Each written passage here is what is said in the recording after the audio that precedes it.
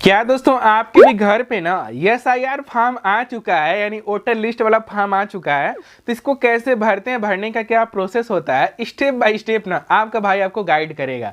बहुत सारे लोग यहाँ पे परेशान हैं कि एसआईआर का फॉर्म हम कैसे भरें, पहले वाले कॉलम में क्या भरें, सेकंड वाले कॉलम में क्या भरें, थर्ड वाले में क्या भरें, मतलब बहुत सारा ना स्टेप है, इसलिए कंफ्यूजन बन जा रहा है। बट आप किसी भी स्टेट से हैं, यदि एसआईआर फॉर्म आपके भी घर आया वोटर लिस्ट वाला, तो इसको कैसे फिल करना है ना, बहुत ही सरल लैंग्वेज में आपको बताऊंगा इस वीडियो में, और सब कुछ अच्छे से आपको सिखाऊंगा। बस वीडियो पूरा वॉच करिए ताकि अच्छे से आपको सब कुछ सीख सके, समझ सके। तो चलिए सब कुछ आपको बताते हैं, सिखाते हैं। तो चलिए आगे बढ़ते हैं। तो हेलो एंड वेलकम दोस्तों, आप देख रहे हैं एंड्रॉइड जंक्शन यूट्यूब चैनल और मेरा नाम है रूपेश। दोस्तों आइए शुरू करते हैं आज की वीडियो। और हाँ दोस्तों, इस चैनल पर ना डेली के डेली ऐसे वैल्यूएबल कंटेंट हम आपके लिए लेकर आते रहते हैं। तो वीडियो को भी लाइक करिएगा, हम चैनल को भी सब्सक्राइब करिएगा। आइए आगे बढ़ चलते हैं।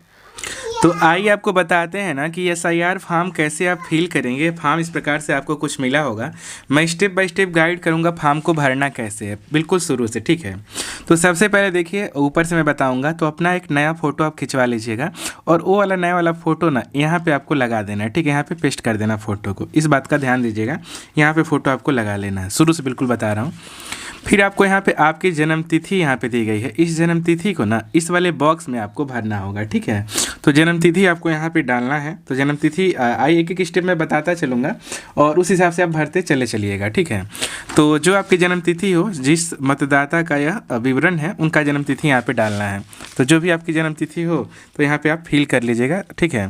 तो जैसे मैंने डाल दिया, जो भी मान लीजिए इनकी जन्म तिथि है तो मैंने यहाँ से डाल दिया, ठीक है। तो पहले लाइन में जन्म तिथि हो गया। दूसरी लाइन में आधार संख्या है, जो आपका आधार कार्ड है ना, आधार कार्ड का नंबर यहाँ पे डालना है, जो आपके आधार कार्ड पे लिखा रहता है। तो मान लीजिए जो भी आपका आधार कार्ड संख्या है वो आपको यहाँ पे डाल देना है। तो मैंने आधार कार्ड संख्या यहाँ पे डाल दिया, ठीक है। एग्जाम्पल के तौर पर मैं भर रहा हूँ, आप अच्छे से भरिएगा। तीसरे लाइन में आपको मतदाता का मोबाइल नंबर, यानी इनका मोबाइल नंबर यहाँ पे डाल देना है। तो आइए हम इनका मोबाइल नंबर डाल देते हैं। जो भी इनका मोबाइल नंबर है वो मोबाइल नंबर हम यहाँ से फिल कर देते हैं। तो मोबाइल नंबर यहाँ से फिल हो गया। अब पिता अभिभावक का नाम, यानी जो मतदाता है ना, इनके पिताजी का नाम यहाँ पे लिख दीजिए, या फिर अगर मतलब इनके कोई अभिभावक है तो उनका नाम लिख सकते हैं, दोनों में से कुछ भी लिख सकते हैं। तो मान लीजिए हम इनके पिता का नाम लिखते हैं। तो मान लीजिए हमने यहाँ से डाल दिया राम, ठीक है। तो यहाँ पे इनके पिताजी का नाम हो गया मतदाता के, ठीक है। अब पिता अभिभावक का ईपीआईसी संख्या यदि उपलब्ध हो, तो जो उनका आईडी कार्ड मतलब जो पहचान पत्र होगा ना पिताजी का, तो उसी पे ना उनका लिखा होगा इपिक नंबर, मतलब एक डिजिट होता है, जो जैसे आधार संख्या होता है वैसे पहचान पत्र संख्या होता है। तो यदि है तो उसको यहाँ पे भर दीजिए, नहीं है तो ये वाला कॉलम छोड़ भी सकते हैं, कोई दिक्कत नहीं, ठीक है। अब माता का नाम, यानी इनके माता का नाम क्या है, तो माता का नाम जो भी है आप यहाँ से डाल सकते हैं, ठीक है। तो मैंने यहाँ से डाल दिया जो भी कुछ नाम है तो आप यहाँ पे डाल सकते हैं, ठीक है। माता जी का इनके नाम डाल दीजिए। फिर माता जी का ईपीआईसी संख्या, तो यही मतलब जो माता जी का यदि पहचान पत्र है तो उनके पे पहचान पत्र का नंबर होगा, तो वही नंबर यहाँ पे भर देना, इसी को ही हम ईपिक संख्या कहते हैं। फिर यदि इनकी शादी हुई है, ठीक है, तो पति या पत्नी का नाम, यदि इनकी शादी हुई है तो इनके मतलब या तो लेडीज़ होंगे या तो पुरुष होंगे, तो जो भी मतलब इनके कपल्स हैं उनका यहाँ पे नाम डालना होगा, ठीक है। तो यहाँ पे क्या करना है, इनकी पत्नी का नाम यहाँ पे डाल देना है। यदि जेंट्स है यदि जेंट्स है तो उनकी पत्नी का नाम, पुरुष है तो उनके पति का नाम, सॉरी यार भाई, जेंट्स है ना तो उनके मतलब पत्नी का नाम, और यदि लेडीज़ है तो उनके पति का नाम डालना है, ठीक है। तो आइए मैं डालता हूँ, ठीक है। तो जैसे कि मैंने यहाँ से नाम डाल दिया एग्जाम्पल के तौर पे, ठीक है। तो मैंने यहाँ से भर दिया। अब यदि पत्नी का पहचान पत्र है ना, तो उनका भी पहचान पत्र संख्या होगा, तो उसको आप यहाँ पे भर दीजिएगा, ठीक है। यदि है तो भर दीजिएगा, नहीं है तो कोई दिक्कत नहीं है, ठीक है। ईपिक जहाँ लिखा है समझ लीजिए पहचान पत्र की चर्चा हो रही है, उसका यहाँ पे डिजिट मांगा जा रहा है, ठीक ना। अब आइए आपको बताता हूँ, ठीक है। अब यहाँ पे आपको अब क्या करना है, अब यहाँ पे आपको अपना देखिए, अब यहाँ पे एक समझने वाली बात है। समझने वाली बात क्या है, ध्यान दीजिएगा। अब नीचे आएंगे तो दो कॉलम मिलेगा, एक कॉलम यह, एक कॉलम यह।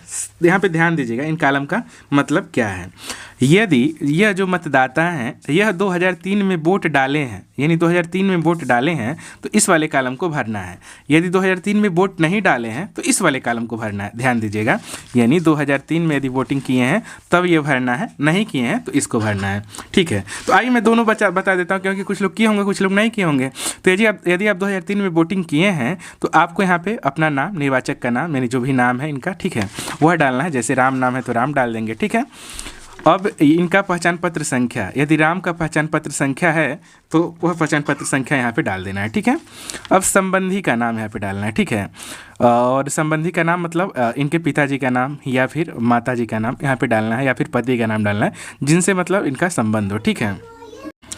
तो ध्यान रखें, यह 2003 के मतदाता लिस्ट के अनुसार ये भरना है। तो 2003 के लिस्ट आप डाउनलोड करना चाहते हैं तो मैं ऑलरेडी यहाँ पे चैनल पे वीडियो डाल दी हूँ, जाके आप वहाँ से चेक कर सकते हैं कि कैसे 2003 की लिस्ट डाउनलोड करना है, और वहाँ पे अपना नाम चेक भी आप कर सकते हैं। अब जैसे यहाँ पे मैंने डाल दिया निर्वाचक का नाम, मतलब ये जो है इनका नाम अगर 2003 में वोट किए हैं उस लिस्ट में नाम आ रहा है तो उनका नाम यहाँ पर डाल देंगे। और उनका यदि यहाँ पर हमें पहचान पत्र संख्या है तो पहचान पत्र संख्या इनका यहाँ पर डाल देंगे। फिर संबंधी का नाम, यानी उस टाइम ना वोटर लिस्ट में मतलब गार्जियन के तौर पर क्या नाम, किसका नाम था, ठीक है। तो मान लीजिए राम के पिता का नाम उस टाइम था, ठीक है। वैसे यह होंगे पुरुष होंगे या महिला कोई भी हो सकती है, बट यहाँ पे मान लीजिए राम के पिता का नाम था मोहन, तो मैंने मोहन यहाँ से डाल दिया, ठीक है, उनके पिता का नाम। और संबंधी का नाम, और संबंध क्या था इनसे, तो यह पिता थे तो इनका यहाँ पे मैंने मतलब संबंध में लिख दिया पिता। अब जिला तो आपको पता ही होगा, आप जिला का नाम डाल दीजिएगा, अपने राज्य का नाम डाल दीजिएगा, ये सारी चीज़ें यहाँ पे भर देना है, ठीक है। अब यहाँ पे विधानसभा निर्वाचन क्षेत्र का नाम, जो क्षेत्र की संख्या जो आपके वोटर लिस्ट पे होगी वहाँ से देख लीजिएगा, भाग संख्या भी वोटर लिस्ट पे आपकी होगी, क्रम संख्या भी आपके वोटर लिस्ट पे होगा, वहाँ से देख के तीनों चीज़ भर लेना है।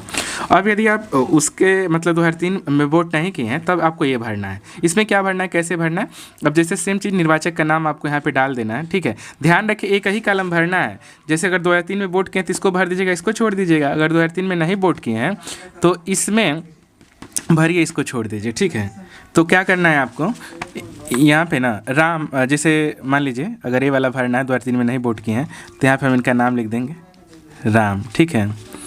अब क्या करना है, EPIC संख्या यहाँ पे डाल देना है, यानी पहचान पत्र संख्या डालना है इनका, ठीक है, यहाँ पे।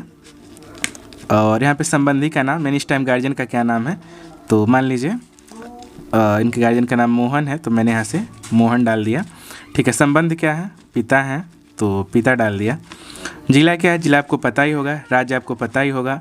विधानसभा निर्वाचन क्षेत्र आपका क्या पड़ता है वो तो आपको पता ही होगा, डाल सकते हैं। विधानसभा निर्वाचन क्षेत्र की संख्या यहाँ पे डाल सकते हैं, और भाग संख्या यहाँ पे वोटर लिस्ट है, क्रम संख्या वोटर लिस्ट डाल देंगे। और उसके बाद पूरा फॉर्म भर लेने के बाद यहाँ पे आपको अपना सिग्नेचर कर देना है, या अगर आप नहीं उपलब्ध हैं तो आपको अपने अभिभावक का भी सिग्नेचर यहाँ पे करवा सकते हैं। फिर यहाँ पे BLO जी अपना दस्तखत करेंगे और इस फॉर्म को जमा कर देंगे। तो मैंने पूरा कंप्लीट जानकारी, कंप्लीट प्रोसेस बताया। कहीं कोई दिक्कत है कमेंट बॉक्स से कमेंट करके भी पूछ सकते हैं। मिलते हैं किसी और वीडियो में, तब तक के लिए आप लोग अपना अच्छे से ख्याल रखिएगा। बाय बाय दोस्तों।